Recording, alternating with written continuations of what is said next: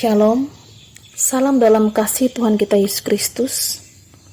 Renungan firman Tuhan untuk hari ini, Selasa, tanggal 11 Oktober 2022. Dalam nas bacaan 2 Raja-Raja pasal yang kelima, ayat yang pertama sampai ayat yang ketujuh. Namun sebelumnya mari kita mempersiapkan hati dan pemikiran kita masuk ke dalam doa. Terima kasih Tuhan, kami bersyukur oleh karena kasih dan kemurahan-Mu, kami boleh menikmati setiap berkat dan penyertaan-Mu, dan mengawali seluruh aktivitas kami dalam sepanjang hari ini. Kami mohon penyertaan dan perlindungan Tuhan, dan secara khusus kami akan bersama memahami bagian kebenaran firman-Mu. Terima kasih Tuhan, biarlah oleh pertolongan-Mu kami diberikan hikmat untuk melakukan setiap kebenaran firman-Mu yang menjadi suluh dan pelita di dalam kehidupan kami.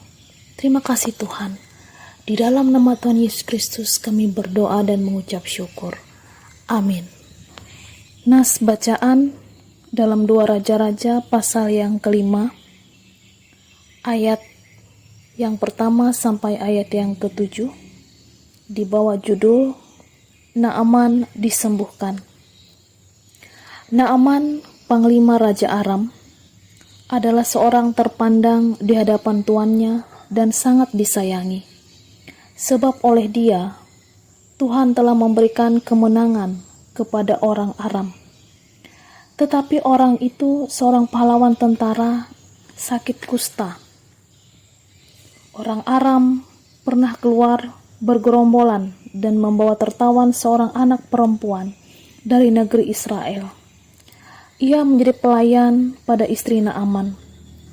Berkatalah gadis itu kepada nyonyanya, "Sekiranya tuanku menghadap nabi yang di Samaria itu, maka tentulah nabi itu akan menyembuhkan dia dari penyakitnya." Lalu pergilah Naaman memberitahukan kepada tuannya. Katanya, "Beginilah dikatakan oleh gadis yang dari negeri Israel itu."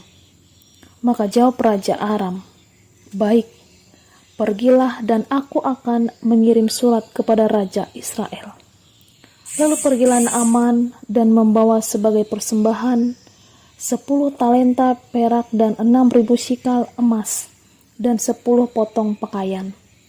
Ia menyampaikan surat itu kepada Raja Israel yang berbunyi, "Sesampainya surat ini kepadamu, maklumlah kiranya bahwa aku menyuruh kepadamu Naaman pegawaiku, supaya engkau menyembuhkan dia dari penyakit kustanya." Segera sesudah Raja Israel membaca surat itu, dikoyakannya pakaiannya serta berkata, "Allahkah aku ini yang dapat mematikan dan menghidupkan, sehingga orang ini mengirim pesan kepadaku, supaya ku sembuhkan seorang dari penyakit kustanya? Tetapi sesungguhnya, perhatikanlah dan lihatlah, ia mencari gara-gara terhadap aku." Demikian firman Tuhan. Yang berbahagia ialah mereka yang mendengarkan firman Tuhan dan yang memeliharanya. Amin. Setiap makhluk yang menjalani hidup pasti pernah terserang penyakit.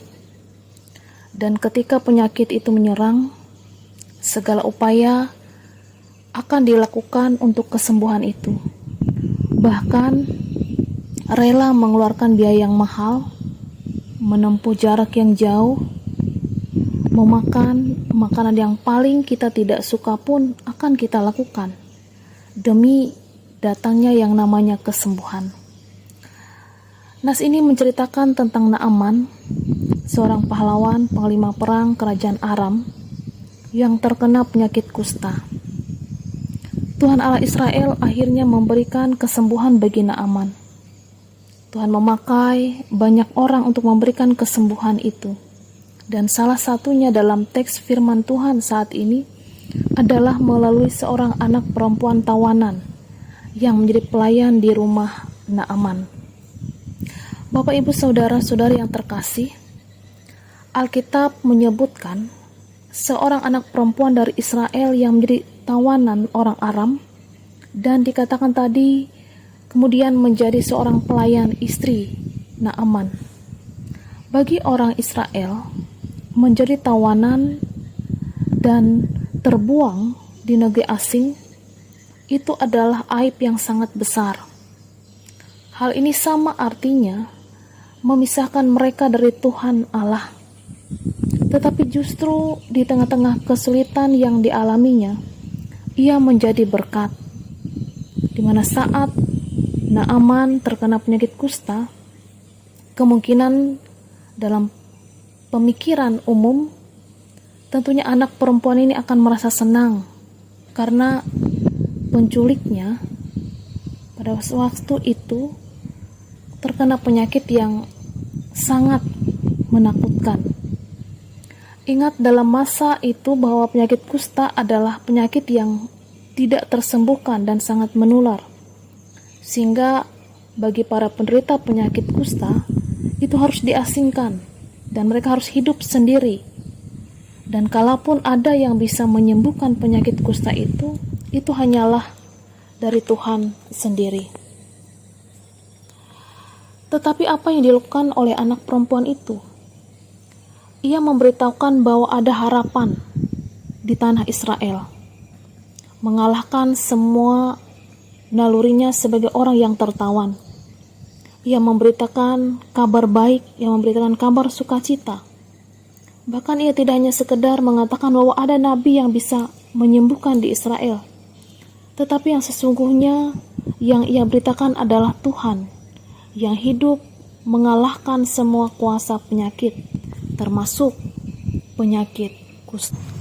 Apa yang bisa kita renungkan dari firman Tuhan saat ini? Yang pertama adalah kesembuhan itu datang dari Tuhan.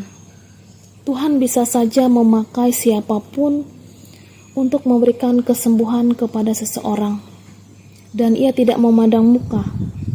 Siapa saja yang percaya dan meminta kesembuhan darinya, maka ia akan menyembuhkannya.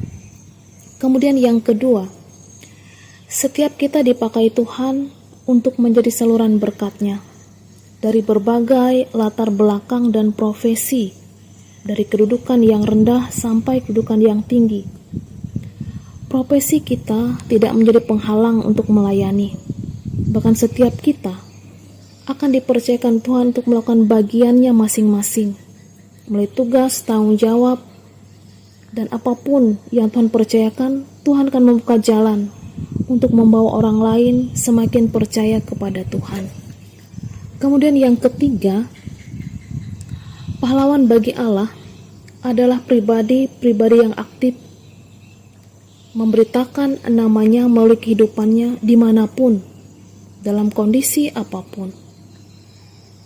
Mari kita bersama dimanapun kita boleh berada, apapun yang Tuhan boleh percayakan dalam kehidupan kita masing-masing, tugas, pelayanan, pekerjaan, mari dengan sukacita kita mempergunakan seluruh talenta dan karunia kita dengan baik.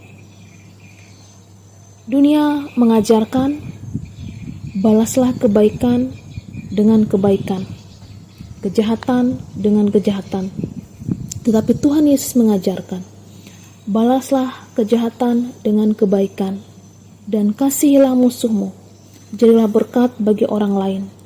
Demikianlah hendaknya terangmu bercahaya di depan orang lain, supaya mereka melihat perbuatanmu yang baik dan memuliakan Bapamu yang di sorga. Amin. Kiranya Tuhan Yesus memberkati. Mari kita berdoa. Terima kasih Tuhan, kami boleh mendengarkan sabda kebenaran firman-Mu yang boleh bersama-sama kami baca dan kami renungkan. Biarlah itu menjadi berkat dan memberikan tuntunan dalam kehidupan kami. Berkati setiap aktivitas kami dalam sepanjang hari ini. Terkhusus juga Tuhan, pada saat ini kami mendoakan untuk jemaat di Hingan Tokung. Tuhan memberkati dan menyertai setiap kehidupan jemaat Tuhan dan pelayan-pelayan Tuhan yang boleh ambil bagian dalam tugas pelayanan di jemaat ini. Pakailah kehidupan mereka sebagai teladan, bahkan sebagai pemberitaan firman-Mu. Biarlah juga mereka senantiasa menjadi teladan kesaksian dari buah pemberitaan firman-Mu yang telah ditaburkan. Hidup dalam kebersamaan, saling menopang, saling membangun di dalam ikatan persaudaraan. Terima kasih juga Tuhan, kiranya juga Engkau menyertai dan memberkati seluruh kehidupan kami. Berkatilah setiap usaha pekerjaan, harapan dan doa-doa yang boleh kami panjatkan kepadamu. Jauhkanlah kami dari sakit penyakit bahkan mara bahaya, dan biarlah seluruh kehidupan kami, pekerjaan bahkan aktivitas yang boleh kami lakukan dalam sepanjang hari ini, kami pertaruhkan ke dalam tangan-Mu. Inilah doa dan ucapan syukur kami yang kami bawa dalam Yesus Kristus yang telah mengajarkan kami berdoa. Bapa kami yang ada di sorga, dikuduskanlah nama-Mu, datanglah kerajaan-Mu, jadilah kehendak-Mu di bumi seperti di sorga.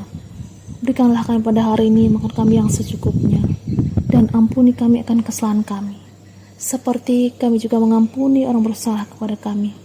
Dan janganlah bawa kami ke dalam pencobaan, tapi lepaskanlah kami daripada yang jahat, karena Engkau yang punya kerajaan, kuasa, dan kemuliaan sampai selama-lamanya. Amin. Tuhan Yesus memberkati.